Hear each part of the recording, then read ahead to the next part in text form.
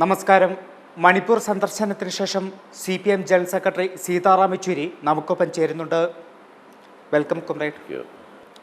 Comrade, you and the CPM delegation visited the most violent hit areas in Manipur like Churachandpur, Bishnupur, and you had many meeting with Kuki, Meiti, Naga leaders. And so comrade, what was the real issue, core issue in Manipur? Well, you see, this is an issue that has been latent in Manipur for a long time, the tensions between the ethnic tribes. But they were all under control, and not only control, under a very cooperative agreement between all of them, until the situation was stoked up by a ruling of the Manipur High Court, which talked of the state government taking up the matter regarding the declaration of Metis, one of the tribal groups, as a scheduled tribe, to declare that. That created an issue of tension and friction. Now, instead of that issue being controlled and subsided by the state government, they allowed that issue to fester, thereby creating fears among the non-Metis, particularly the Kukis, about their land rights, etc. And that is the root cause of this. Basically, is the government's refusal to act in time. And to diffuse the situation, it is perfectly possible they can do it. That is why we think that the Manipur state government, the BJP government, is complicit in this whole matter. And that is why we have demanded that the Chief Minister must quit. Comrade, you told about the ethnic violences happening in Manipur. We all know that for decades there are ethnic violences happening in Manipur. Not only in Manipur, but in whole northeast there are ethnic violences for decades. But now the ethnic violence, in the case of Manipur, the ethnic violence is converted into a religious attack. So is there any political agenda or political intention behind that? Of course there is. You see, the BJP cannot survive without polarization. And where they do not have able to find a situation of polarization between the Hindus and the Muslims, which is their patent, their bread and butter, there they will look for polarization between various differences. Here you have the ethnic difference. But the ethnic difference also has to be given a religious color. The Metis, many of them belong to various Vaishnavite sects. There are various sects, Vaishnavite sects. In the northeast you find them. In Assam they are called Satras, various, like the Mutts in South India. You have these sects and they are part of that Metis. The Kukis are predominantly Christian. So now they are trying to give it, instead of ethnic Meiti and Kuki tensions and conflict, they are now trying to give it as a Hindu and a Christian conflict. And therefore you had churches being destroyed, temples being attacked, and the religious, a sort of a communal conflagration was sought to be created. Comrade, when you visiting in Churachandpur area, you notice that the Meiti women are blocking the army men. They are taking the relief materials for cookies, and these Meiti women even blocking the public. They are going towards cookie area. Even your car also checked by this Meiti woman. So there is one question arising that we all know that the army men are deployed more than 2.5 months in Manipur, and they can't control these violence. That was one question arising. But when we talking about these army men, they cannot do any action or they cannot do anything without any order. But till now they didn't receive any order. So, comrade, do you think any political intention behind that? That is the complicity which we are charging of the double-engine BJP government. More than 60,000 central forces are there. But central forces can only act when there is a clear-cut direction given. And what is the task that they have to perform. Otherwise, we have seen in the past also There will be central forces, but if they don't have the orders or the direction, then they are useless. We've seen it in Delhi in 1984 when the attack on the Sikhs were going on after Indira Gandhi's assassination. We've seen army tanks moving on the streets of Delhi, but the violence against the Sikhs is taking place. Then we asked them, we were the student leader, we asked the army saying, why are you not intervening? He said, we have got no orders. So the orders have to be given. And when any central force is deployed in a state that has event, they normally function under the command of the state, the political leadership there. If they have to give the orders, otherwise the center itself, unless it invokes Article 355 or 356, then the center can give the orders. Here, neither of them have given any orders. So the forces are there, but they are not effectively used. And this violence continues. Even the day we were there, or the 3 days we were there, on our second day, there was an attack and 3 cookies were killed. So, that is something and which has created a lot of tension, and I hope it doesn't go out of hand again.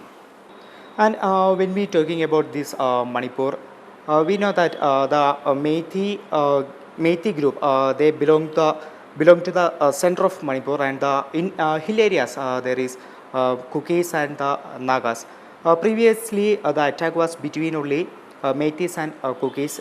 Now, before 2 days, the attack was also firing was also reported in Naga areas. So, when the attacking was also taking place in Naga areas, there is a chance for the violence to spread all over the northeast.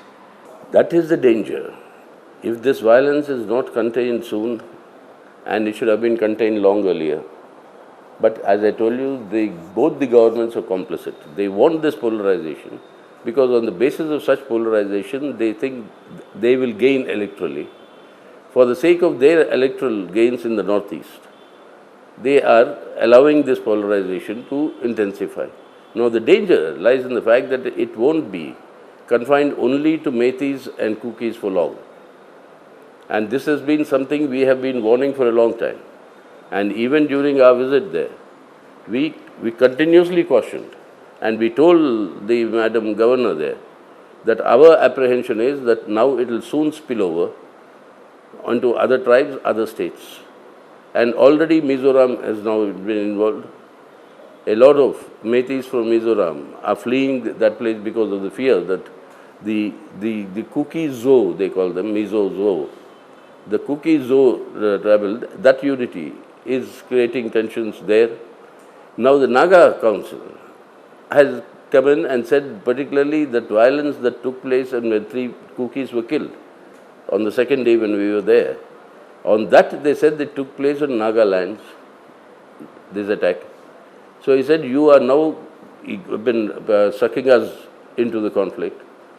And he said, don't use our lands for your attacks and your violence. Nagas will not permit. Now that is a clear-cut warning by the Nagas that if this continues, then they will also get involved. And you see, the danger lies in the sense that there is a Naga accord, there is a Mizo accord. Now these accords are all there, and the Naga accord has got to do a lot with the Manipur land. The hill areas, Nagas claim they were the original inhabitants, Kukis came later. So their claim is there. All these disputes are there. But we have been able to put them in control and with checks and balances. But now, when they allow the situation to go like what they are doing now, that has a danger of enlarging the dispute to the whole of the Northeast, and that will be very dangerous, not only for the Northeast and these states, but for India as a whole. When we're talking about this communal polarization, the Meitei group saying that the Kukis are not Indians, they have origin from Burma and they have roots with Israel, and the Meiteis are demanding that NRC should be done in Manipur also. And we all know that the NRC is agenda of BJP and RSS. And we saw that what happened in Assam when they have to implement NRC. And so now in Manipur, they also want to implement NRC.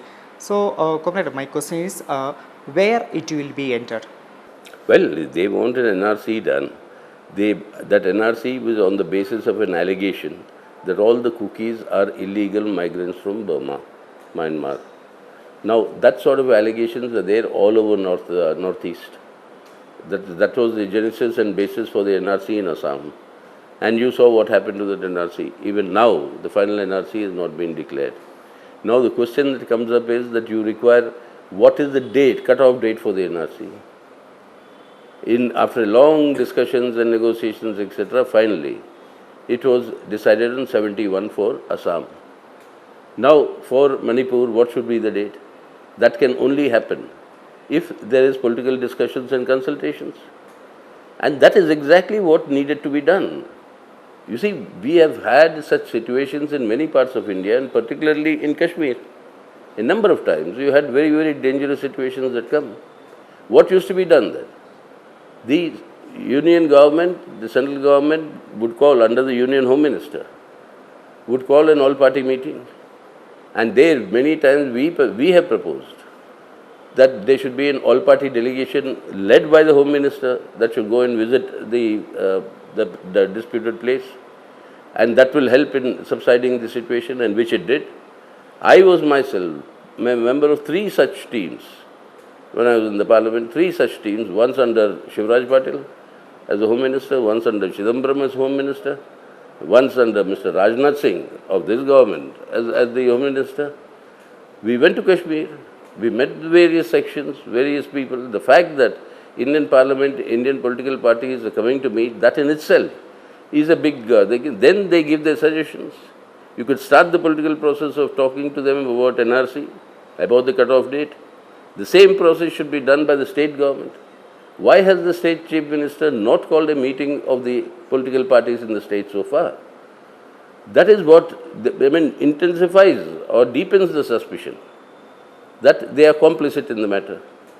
That is why call all party meetings, involve the civil society, involve the various sections, because we saw there in the camps, all of them are manned by civil society organizations.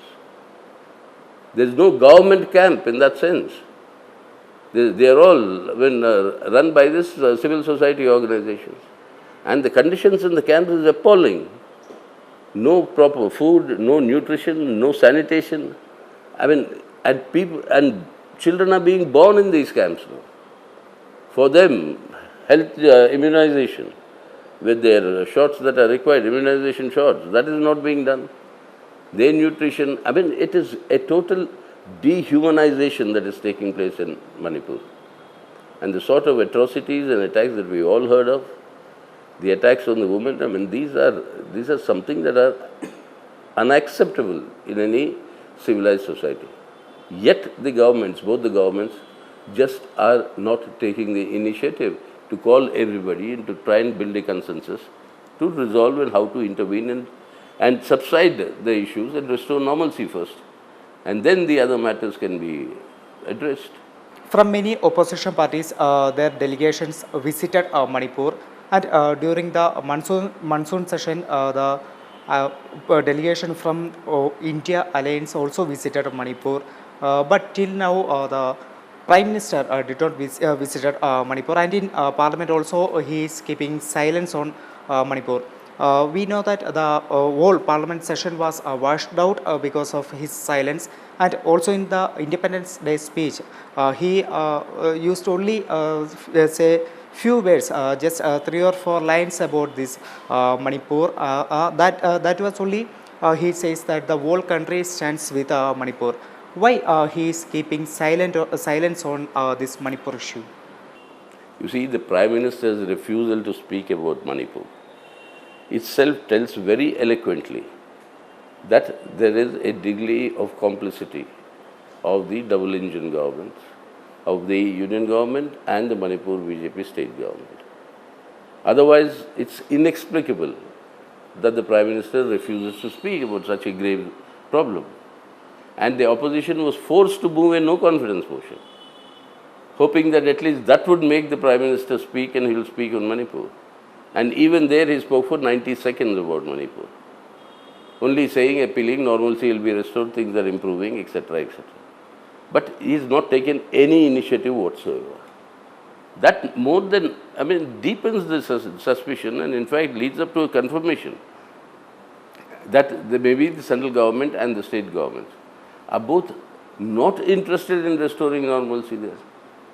And this polarization, they hope, is going to help them electorally. You see, look at the irony and the double-facedness of the situation. A Kuki militant outfit leader has gone on record through an affidavit in the court saying that before the election, the Assam Chief Minister and the BJP in charge of the Northeast met them, arrived at an agreement for their support in the State Assembly elections.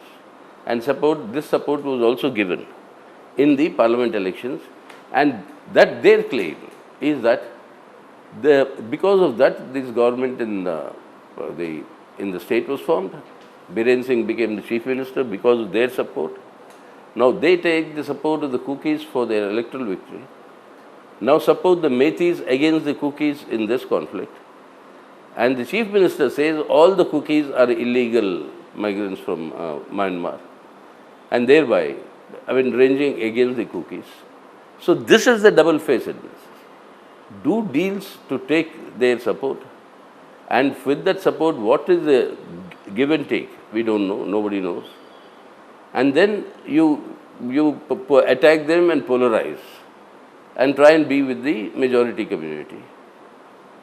So this is the politics of polarization that the BJP plays, which is playing havoc with our country's unity and integrity and people's unity and integrity, leading to this sort of violence. Nearly 200 people died officially. God knows how many more there are there. Officially, more than 60,000 people are there in the relief camps all over. They are displaced. Their houses have been burnt.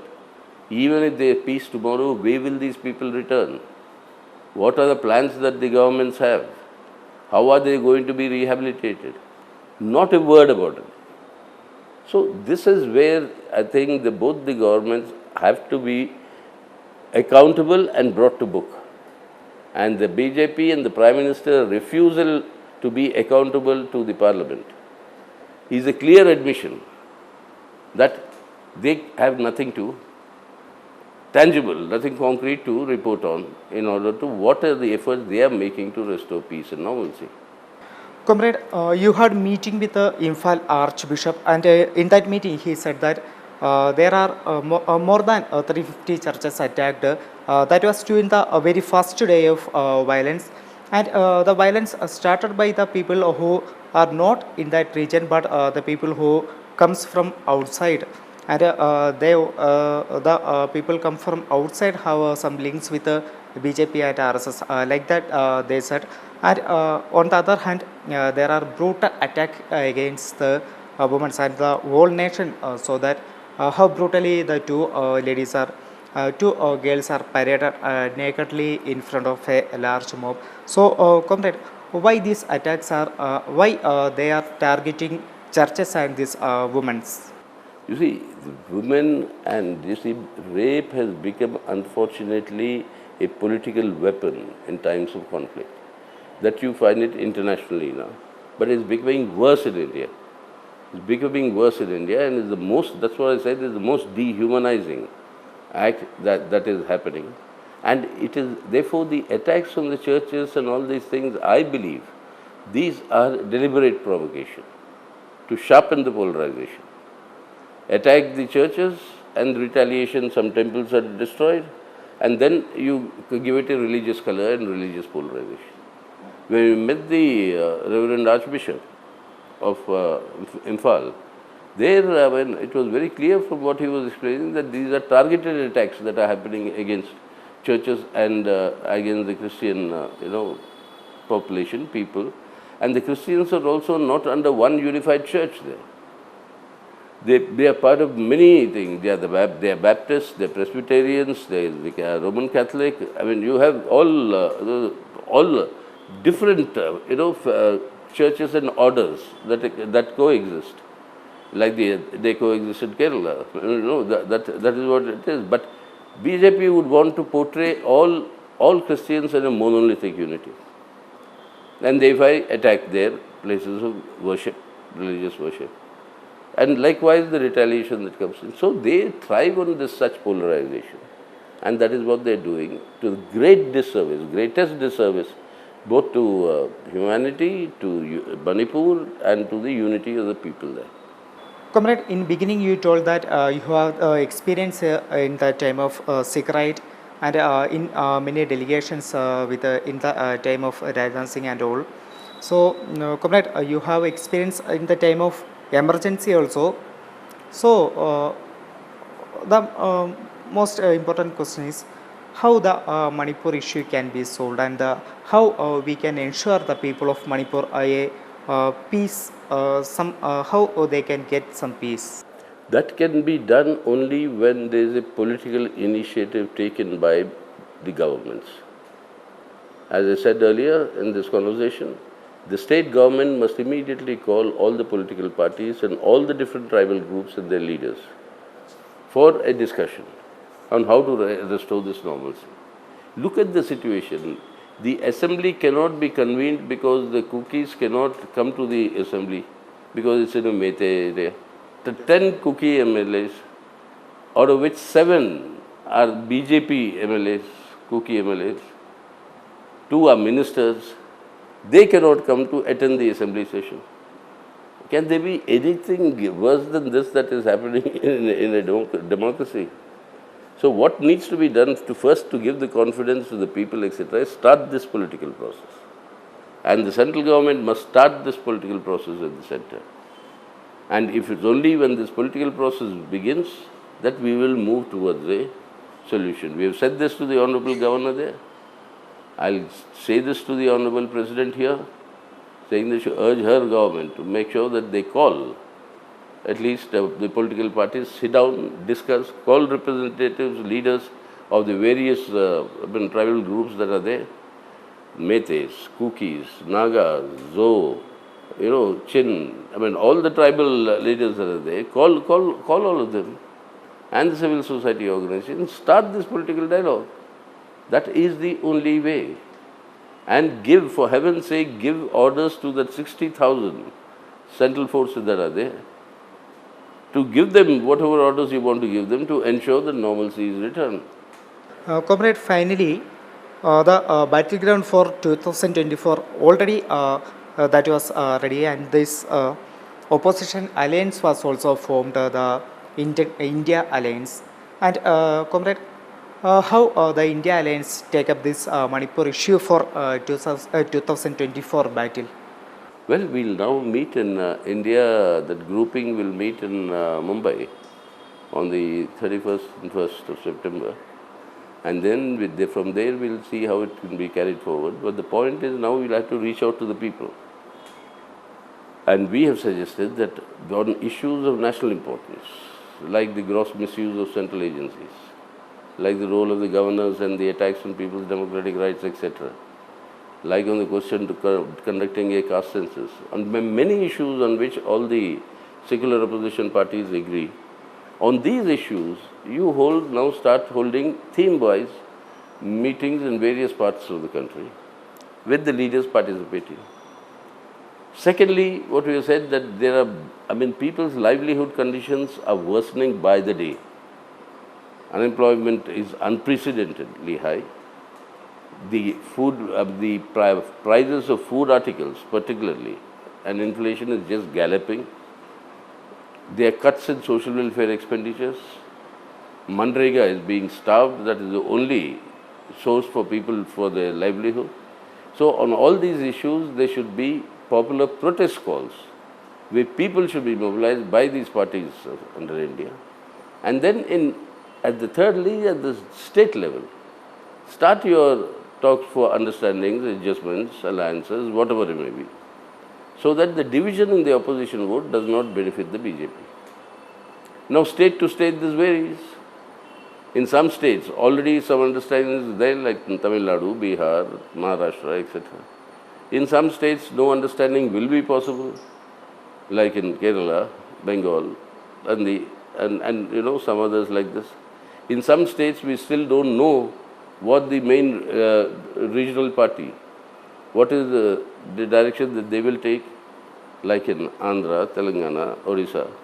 So likewise start these discussions at the state level, and that is to minimize the advantage that BJP may get through division of opposition votes. That advantage with regards to the last two elections, that should be minimized to the maximum possible. So this is the manner in which we will proceed. മണിപ്പൂരിനെ കുറിച്ച് വളരെ വിശദമായി തന്നെയാണ് CPM general secretary Sitaram Yechury നമ്മളോട് സംസാരിച്ചത്. ഇനിയും മണിപ്പൂരിലെ കലാപങ്ങളൊക്കെ തന്നെ നിർത്തുന്നില്ല, അല്ലെങ്കിൽ മണിപ്പൂർ നിയന്ത്രിക്കാൻ കഴിഞ്ഞില്ല എന്നുണ്ടെങ്കിൽ അത് വടക്കുകിഴക്കൻ സംസ്ഥാനങ്ങളിലേക്ക് മുഴുവൻ പടരുന്ന ഒരു കലാപമായി മാറുമെന്ന മുന്നറിയിപ്പ് തന്നെയാണ് സഖാവ് സീതാറാം യെച്ചൂരി നമുക്ക് നൽകുന്നത്. എന്തായാലും ഇത്രയും സമയം നമ്മളോട് ചെലവഴിച്ചതിന് ഒരുപാട് നന്ദിയുണ്ട്. Thanks comrade. Thank you.